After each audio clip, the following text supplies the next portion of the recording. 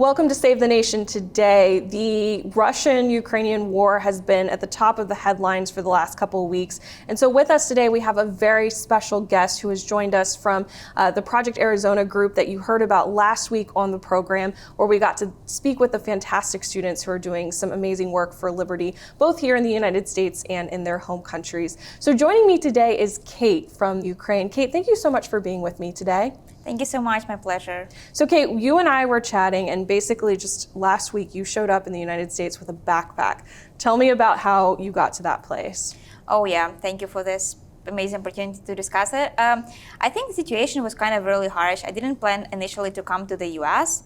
I just chatted with my friend also from Arizona, and he invited me over to visit DC. And it's just a nice coincidence of facts that I had an opportunity to come over to DC. I think everything started on February 5 a.m. when I really woke up from a missile strike on the capital city of Ukraine. At that moment, I realized that I need to flee my country. So tell me a little bit about what that was like. I mean, experiencing something that horrific. That's something that many of us here in the US have not had to experience, thank goodness. Tell me what that was like. I think it was the worst experience in my entire life. I was terrified, horrified completely. When I checked my heartbeat, it was the highest for the past, I think, 1 year I had so far. It was very terrible.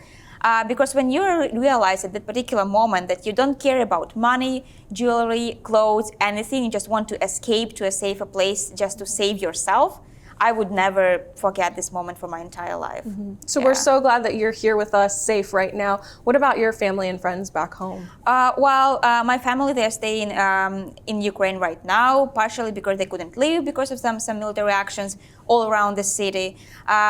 Part of my family, they're staying in a relatively safer place, but others in a hotspot. Mm-hmm. Yeah, I keep calling them every day just to make sure that they are all alive and feeling good. Yeah. That's good, that's good. Now, we were also chatting off camera a little bit about what the city is doing to protect the cultural icons of the city and the country.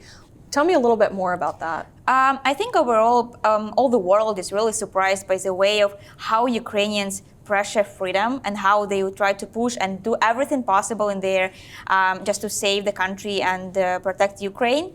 I think people join and making different efforts. So some people join army, join territorial defense, or they try to protect their own city. For example, they use sandboxes and surround sandboxes all around different monuments just to save them from potential attacks. It happens in Odessa, for example. It's a southern region in Ukraine.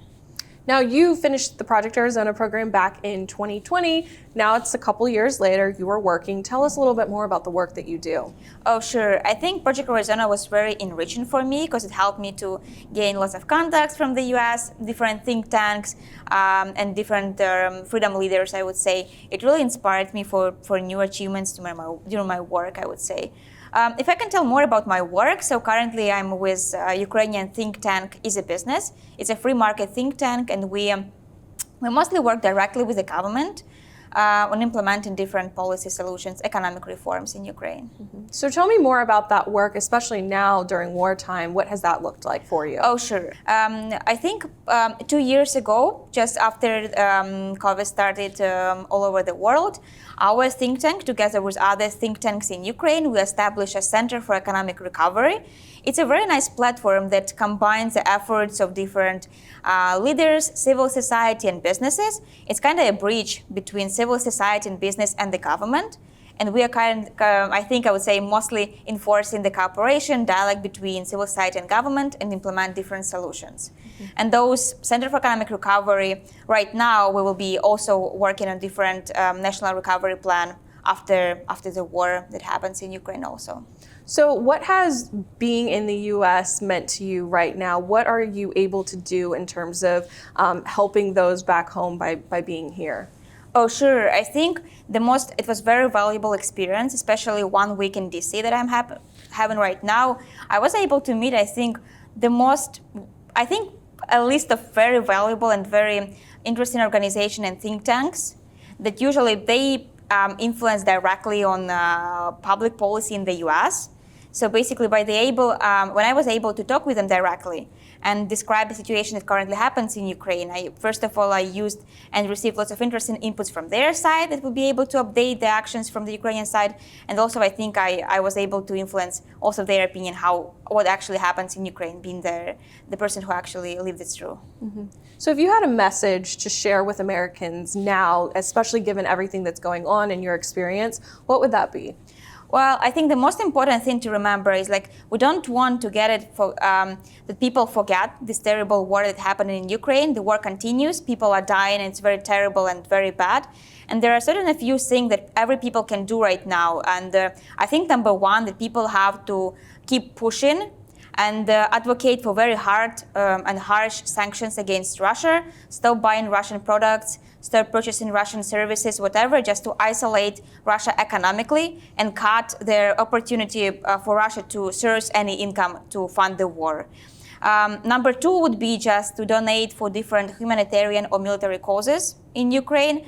And also there are number three, I think, rather opportunities, for example, join international forces. This is also available for different people all around the world, or just go and protest against the war.